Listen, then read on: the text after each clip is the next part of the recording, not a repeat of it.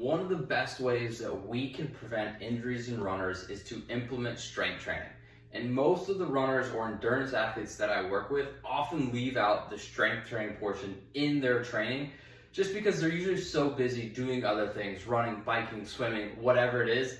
And that takes up most of their time and most of their energy. But if you can dedicate 2 days a week, maybe 30, 45 minutes of strength training, we can drastically decrease the risk of injury from doing the running or the cycling, triathlons, whatever it is. So here are my top 3 exercises for runners to implement into their strength training.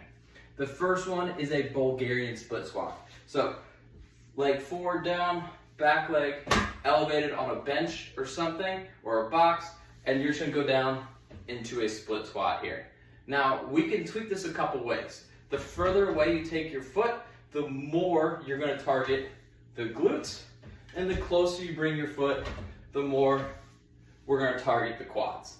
We can also make this a little spicy here and add in some calf and some soleus work. So what we can do is whatever stance you want in the Bulgarian split squat is get in that position and then lift this front heel off the ground and hold that heel off the ground the entire exercise, going up and down. You're still gonna get a lot of quad glute, but you'll also start to feel that soleus and that calf work a lot. The next exercise is a simple calf raise. And I like to do it on a plate or some sort of elevated surface. So that way when we go down into the bottom of the calf raise, we get some good length through the calf. So we get length and then also some contraction. We can do double leg, or if that's too easy, we can switch to single leg. You can add a weight if you like, but a calf raise is huge for runners. And last, but certainly not least, is the single leg RDL. So I like to work a lot of single leg stuff with runners because by definition, running, you spend 100% of the time on one leg. So might as well train some single leg stuff. So for the single leg RDL, you can do this weighted, not weighted. Maybe you need to do it unweighted first to get used to it. But all it is if I have my right leg down, I'm gonna hold the weight in my left hand. And I'm gonna pretend like I'm almost like a rotisserie chicken. So there's a pole going through my hips, and I just gotta rotate around that pole. So what's gonna look like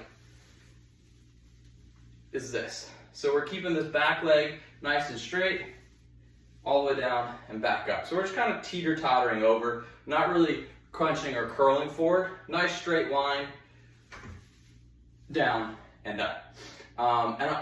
Oftentimes the problem I see with this exercise is when people go down into the single leg RDL, they let this hip flare open. So it might look like that.